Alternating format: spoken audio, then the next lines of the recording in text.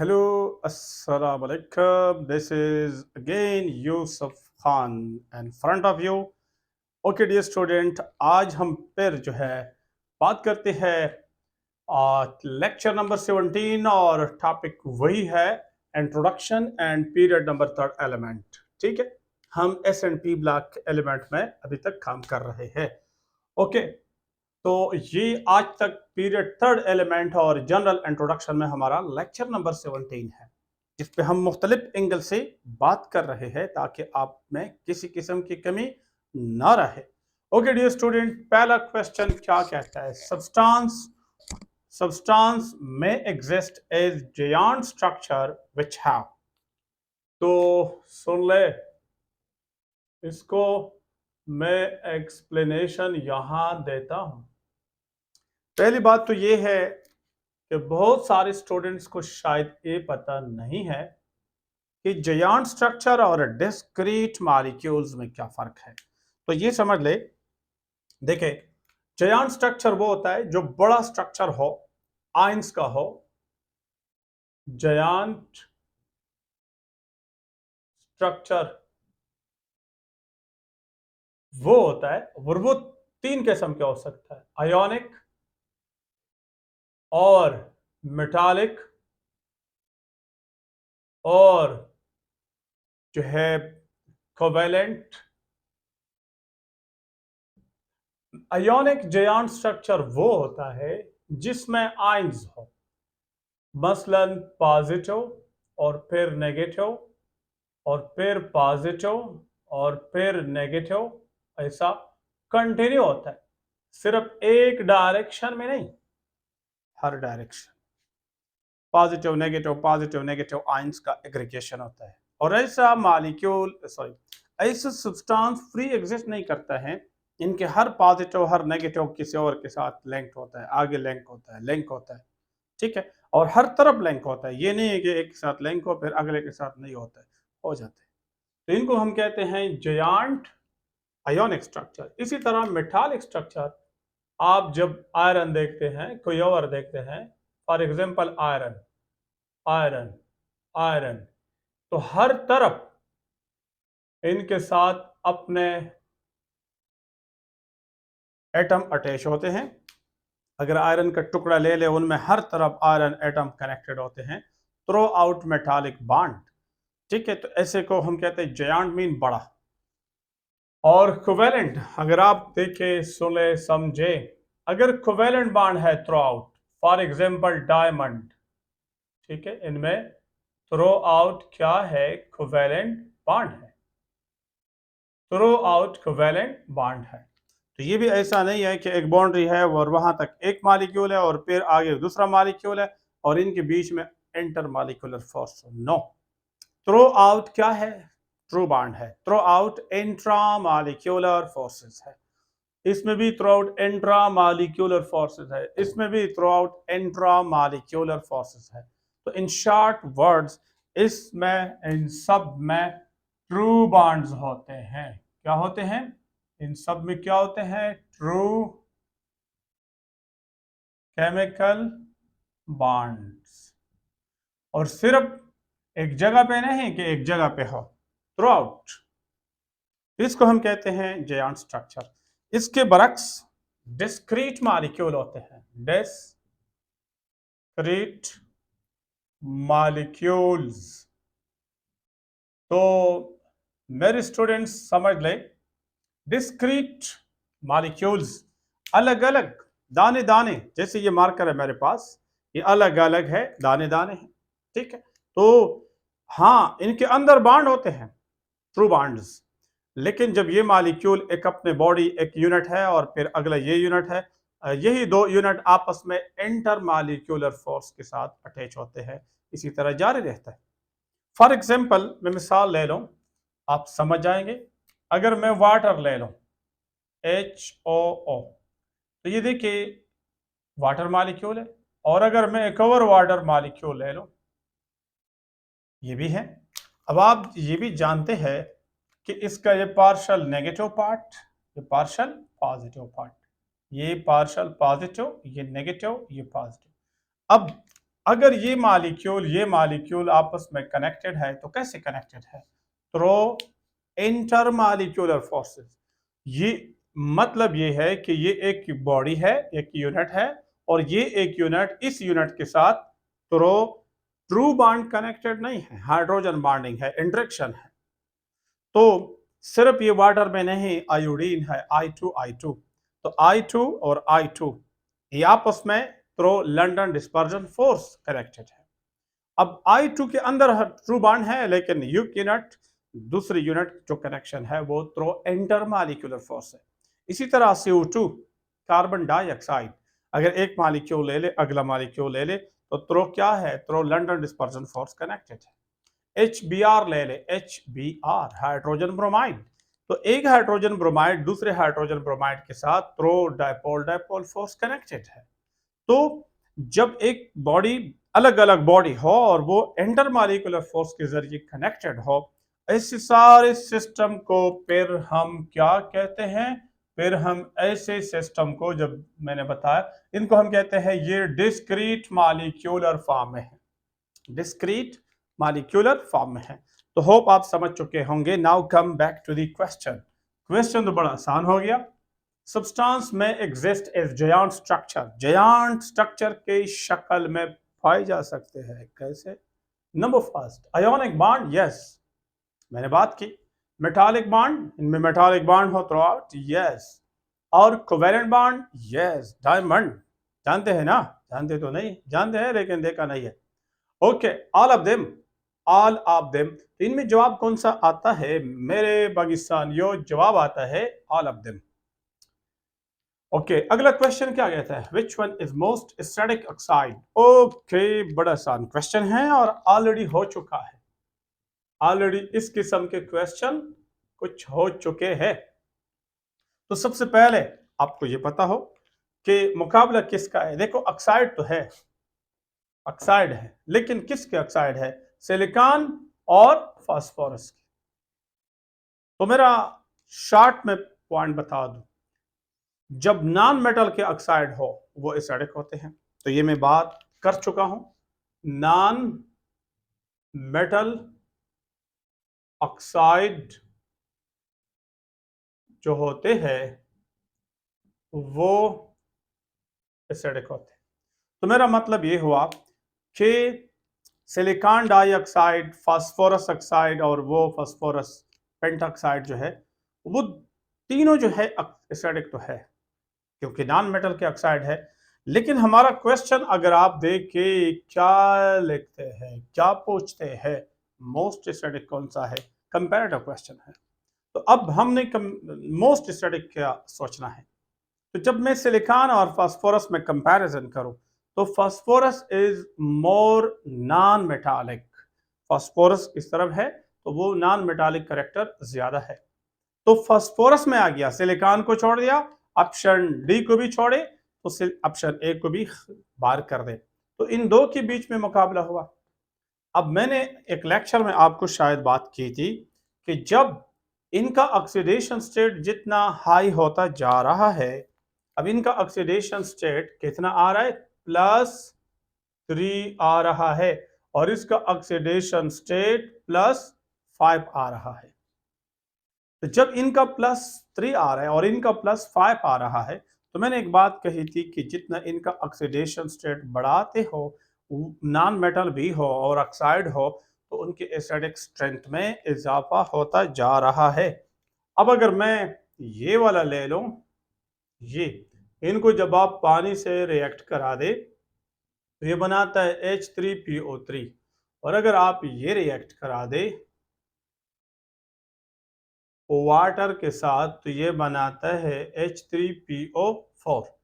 अब मैंने इक्वेशन को बैलेंस नहीं लिखा, लेकिन असल मकसद ये है, इन पे बात करते हैं। इनका नाम क्या है आपको पता हो, शायद बात हो चुकी है, फास्फोरस एसिड। और इसका नाम क्या है? Phosphoric acid. ये इनसे स्ट्रॉन्ग एसिड है, ये वीक एसिड है। तो अगर ये स्ट्रॉन्ग एसिड बना रहा है तो क्या मतलब है? ये वाला ऑक्साइड जिनमें ऑक्सीडेशन स्टेट हाई है वो क्या है, वो मोर एसिडिक है। तो आपका जवाब ये वाला है। Okay okay dear student, next question की तरफ अगर हम बढ़े जाए दौड़े सोचे तो क्या है वो देखते हैं। अगला क्वेश्चन है क्वेश्चन नंबर थर्ड। वो कहता है which one shows solubility as well as hydrolysis in water. तो सबसे पहले बात तो ये है, मैं ज्यादा डिटेल में अगेन सॉल्युबिलिटी पे नहीं जा सकता हूँ, इसमें बहुत सारी बातें हैं। किसी थ्योरी लेक्चर में इंशाल्लाह हम डिटेल में बात कर लेंगे, फिर आप हर एस्पेक्ट से सीख लेंगे। लेकिन सॉल्युबिलिटी जो होती है, किसी सब्सटेंस की सॉल्युबिलिटी किसी मीडियम में दो तरीकों से होता है। या तो होता है डिसोल्यूशन, डिसॉल्व। देखो ये मॉलिक्यूल है, आपस में इंटरमॉलिक्यूलर फोर्स कनेक्टेड है, तो जब पानी में डालते हैं तो मॉलिक्यूल मॉलिक्यूल से जुदा हुआ। अब इनके आइडेंटिटी खराब नहीं हुई। सपोज ये इथेनॉल है, ये भी इथेनॉल है, ये भी इथेनॉल है, पानी में चले गए, पानी में फिर भी ये डिस्पर्स हो गए, लेकिन फिर भी इथेनॉल है, कोई आइडेंटिटी खराब नहीं हुई है, तो इसको कहते हैं डिसॉल्व। लेकिन अगर आप सोडियम क्लोराइड को पानी में डाल दें, ठीक है, तो सोडियम क्लोराइड जब पानी में डाल दे तो वो सोडियम और क्लोराइड आयन आपस में जुदा हो गए, अलग अलग हो गए, तो इनके अपने जो आइडेंटिटी है, उनका फार्मूला यूनिट जो है वो तो खत्म हो गया। तो इस किस्म के डिस्पर्स हो जाने को ये डिसोसिएशन है। तो मेरा मतलब ये हुआ कि सॉल्युबिलिटी किसी सॉल्वेंट में ड्यू टू डिसोसिएशन भी हो सकता है, ड्यू टू डिसोल्यूशन भी हो सकता है। तो मैं जब इसकी तरफ आ रहा हूं, और इसके बरक्स हाइड्रोलिसिस है। हाइड्रोलिसिस क्या चीज है, तो पहले आपको ये पता हो, हाइड्रोलिसिस केमिकल चेंज है। हाइड्रोलिसिस मीन कि आप किसी सब्सटेंस को, साल्ट को पर्टिकुलरली जब वाटर में डालते हैं, हाइड्रोलिसिस की बात करते हैं, वाटर में डालते हैं, तो उनका केटाइन एनाइन जो होगा वो सिर्फ आपस में जुदा नहीं होते हैं, वैसे आपस में जुदा हो जाए वाटर इनको सराउंड करे, नो ऐसा नहीं, यहां तक नहीं, आगे भी जा रहे हैं। आगे क्या जा रहे हैं, ये जो केटाइन है पॉजिटिव है, वो वाटर से क्या लेते हैं, OH आयन ले ले, हाइड्रोजन रिलीज कर दे। और ये जो एनाइन है वो वाटर से क्या ले ले, H ले ले और OH आयन को छोड़ दे। तो ये जो केटाइन और एनाइन का फर्दर वाटर के साथ रिएक्शन है, this is called hydrolysis. This is called hydrolysis. अब बाज सब्सटेंस का ये भी होता है कि उनका केटाइन और एनाइन दोनों जो है वाटर के साथ फर्दर रिएक्शन कर लेता है, वाटर को ब्रेक कर लेता है। और बाज सब्सटेंसेस ऐसे होते हैं कि जिनके सिर्फ केटाइन करते हैं और एनाइन नहीं करते हैं, और बाज के एनाइन करते हैं, केटाइन नहीं करते हैं। लेकिन एनी हाउ, अगर अगर एक भी इनमें से रिएक्शन वाटर के साथ करे, चाहे केटाइन हो या एनाइन हो, तो हम उनको कहते हैं हाइड्रोलिसिस हो गया। लेकिन अगर कोई नहीं करते हैं तो फिर हम कहते हैं ये हाइड्रोलाइज नहीं होता है। सॉल्युबलाइज हो गया, डिसोसिएट पानी में हो गया, खुद सॉल्युबल हो गया, लेकिन आगे वाटर को डिस्टर्ब नहीं करते, वाटर को हाइड्रोलाइज नहीं करते हैं, वाटर को ब्रेक नहीं करते हैं। तो अब आते हैं इन क्वेश्चन की तरफ। सोडियम क्लोराइड, सोडियम क्लोराइड जो है वो अगर आप पानी में डाल दे तो वो पानी में डिसोसिएट हो जाता है। क्या हो जाता है, डिसोसिएट, सोडियम आयन और क्लोराइड आयन ये स्पेक्टेटर आयन के तौर पे रह जाएंगे, लेकिन वाटर के साथ रिएक्शन नहीं करते हैं कि उनको ब्रेक करें। अब सवाल यह है कि रिएक्शन क्यों नहीं करते हैं, थोड़ा सा बात लंबी हो जाती है, आगे चली जाती है, लेकिन अगर आप सीखना चाहते हैं तो वाटर अगर सोडियम अगर वाटर के साथ रिएक्शन कर भी ले, लेट सपोज करे, लेट हम मजबूर करें कि करो, तो देखिए सोडियम क्या लेंगे वाटर से, सोडियम वाटर से लेंगे हाइड्रोक्सल आयन, ठीक है, और हाइड्रोजन रिलीज करेंगे, तो सोडियम हाइड्रोक्साइड मिलेंगे तो क्या बनाते हैं, सोडियम हाइड्रोक्साइड। तो आपको पता है सोडियम हाइड्रोक्साइड तो बड़ा स्ट्रांग बेस है और ये स्ट्रांग इलेक्ट्रोलाइट है, ये तो पानी में स्टे नहीं कर सकता है, तो ये दोबारा क्या करेंगे, दोबारा डिसोसिएट होगा, हाइड्रोक्सल को छोड़ेंगे, सोडियम अपना रहेंगे, तो इसलिए वही हाइड्रोक्सल H के साथ मिलेंगे, वाटर बना लेंगे। तो सोडियम को अकेला रहना, सोडियम आयन को अलग स्टे करना आता है, तो वो क्यों इन वाटर को डिस्टर्ब करे, और वाटर को डिस्टर्ब कर नहीं सकते हैं, वो दोबारा उनसे चला जाता है। तो इसलिए ये ऐसे आयन जो स्ट्रांग इलेक्ट्रोलाइट बनाते हैं वाटर के साथ जब रिएक्शन कर लेते हैं, तो वो जनरली रिएक्शन आगे नहीं करते हैं, क्योंकि वो स्ट्रांग इलेक्ट्रोलाइट स्टे नहीं करते, डिसोसिएट होता है। तो ऐसे आयन को हम क्या कहते हैं, स्पेक्टेटर आयन कहते हैं। तो इनमें सोडियम भी है और क्लोरीन भी है। ये वाटर के साथ सॉल्युबिलिटी तो शो की, सॉल्युबल हो गया थ्रू डिसोसिएशन, लेकिन आगे हाइड्रोलिसिस नहीं करते हैं। इसी तरह मैग्नीशियम क्लोराइड भी है। अगर आप इनको पानी में डाल दे तो ये क्या करते हैं मेरे पाकिस्तानियों, ये डिसोसिएट तो हो गया और ये भी हो गया, लेकिन लेकिन आगे जो है दोबारा रिएक्शन नहीं करते हैं। मैग्नीशियम थोड़ा बहुत ट्राई करेंगे, लेकिन ज्यादा नहीं कर सकते। लेकिन अगर हम एल्यूमिनियम की बात करें तो एल्यूमिनियम में देखो, सुनो, ये जैसे एल्यूमिनियम बना लेता है +3 क्लोराइड आयन, तो देखिए समझ ले। अब ये वाला तो आगे वाटर के साथ रिएक्शन नहीं करते, जैसे मैंने बात की, क्योंकि अगर इसने आगे रिएक्शन किया तो ये वाटर से क्या लेंगे, ये वाटर से क्लोरीन लेंगे, क्लोरीन ले ले चलो तो HCl बन जाएगा। HCl ने तो फिर स्टे नहीं करना है वाटर में, वो तो फिर डिसोसिएट होगा, तो लेने की क्या जरूरत, नहीं ले सकता है। लेकिन अगर आप इसको समझे, गौर करे, फिक्र करे, तो यहां अब टर्निंग पॉइंट है। देखो इन सब ने सॉल्युबिलिटी तो शो की, यस सॉल्युबिलिटी शो की, ज्यादा या कम अलग बात है, वो ठीक है, वो फर्क है, लेकिन सॉल्युबिलिटी शो की। इसने कम शो की, इसने सबसे ज्यादा शो की, लेकिन सॉल्युबिलिटी शो की। अब सॉल्युबिलिटी के बाद जो हाइड्रोलिसिस की बात हो रही है, अब वो कौन ज्यादा इंटरेस्ट लेंगे, यानी सॉल्युबिलिटी प्लस हाइड्रोलिसिस। तो देखिए एल्यूमिनियम पे चार्ज डेंसिटी बहुत ज्यादा है, एल्यूमिनियम पे चार्ज डेंसिटी बहुत ज्यादा है, एल्यूमिनियम स्मॉल है, चार्ज उन पे ज्यादा है, तो चार्ज डेंसिटी काफी ज्यादा है। अगर वाटर मॉलिक्यूल उनके करीब आते हैं, देखिए अगर वाटर मॉलिक्यूल इनके करीब आते हैं तो ये क्या करेंगे, ये बहुत स्ट्रांगली इनसे इलेक्ट्रॉन लेंगे और यहाँ जो है वो ब्रेक करेंगे, यानी यहाँ जो इलेक्ट्रॉन है वो फिर इसको चले जाएंगे ऑक्सीजन की तरफ, तो ये ब्रेक हो जाएगा। तो जब ये ब्रेक हो जाता है तो ये बना लेता है एल्यूमिनियम हाइड्रो ऑक्साइड।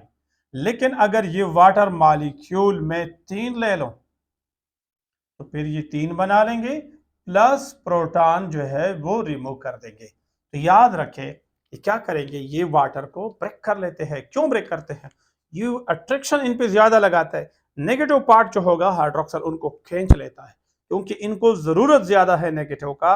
ये खुद स्मॉल है एल्यूमिनियम और इन पे 3 चार्ज है पॉजिटिव, तो इनकी चार्ज डेंसिटी बहुत ज्यादा है। It will attract electron more toward itself, it is more electrophilic, ये मोर इलेक्ट्रॉन लविंग है, तो इसलिए ये इनको खींच लेता है और प्रोटॉन को दुड़ा कर लेते हैं और वाटर को ब्रेक कर लेता है। तो मैं अगर इसमें क्वेश्चन पूछ लूं मेरे पाकिस्तानियों, मेरे स्टूडेंट्स जो भी है पाकिस्तान से बाहर भी, आप याद रखें कि जब ये भी डिसोसिएशन कर लेते हैं, तो मैं अगर आपसे क्वेश्चन पूछ लूं विच one will make the aqueous solution acidic, तो जवाब आपका यही वाला होगा, ये कर लेते हैं एक्वस सॉल्यूशन को क्या बनाते हैं, एसिडिक। ये सबसे ज्यादा ऐसा कर रहा है। अब मैं आ रहा हूं वापस, तो अब सारी बातें क्लियर हो गए। हाइड्रोलिसिस के बारे में अगर बात की जाए तो कौन करते हैं, एल्यूमिनियम ट्राइक्लोराइड दोनों काम करते हैं, सॉल्युबिलिटी भी हाइड्रोलिसिस भी। और अगर आपसे क्वेश्चन पूछा जाए which one will make the solution more acidic, aluminium trichloride, तो आपका जवाब कौन सा है, ये वाला है। Okay dear student, this was lecture number 17। Okay, इस चैनल को सब्सक्राइब करें, आपको कंसेप्ट से बहुत ज्यादा रिच लेक्चर मिलेंगे इंशाल्लाह। और फिर इस लेक्चर को, इसी चैनल को अपने दोस्तों को भी रिकमेंड करें और शेयर कर दें, ताकि वो भी इनसे फायदा ले। आपके जूनियर हो, आपके दोस्त हो, आपके कोलीग्स हो, उनको भी जो फ्रेश कैंडिडेट्स है, बीस केमिस्ट्री वगैरह कर रहे हैं, या जो प्रोफेसर है, जो टीचर है, टीचिंग कर रहे हैं, वो भी सब्सक्राइब करें, ताकि उनमें कहीं कहीं अगर आइडिया शेयर हो जाए उनको भी शायद फायदा मिल सके। ओके, मिलेंगे नेक्स्ट लेक्चर में। अल्लाह हाफिज।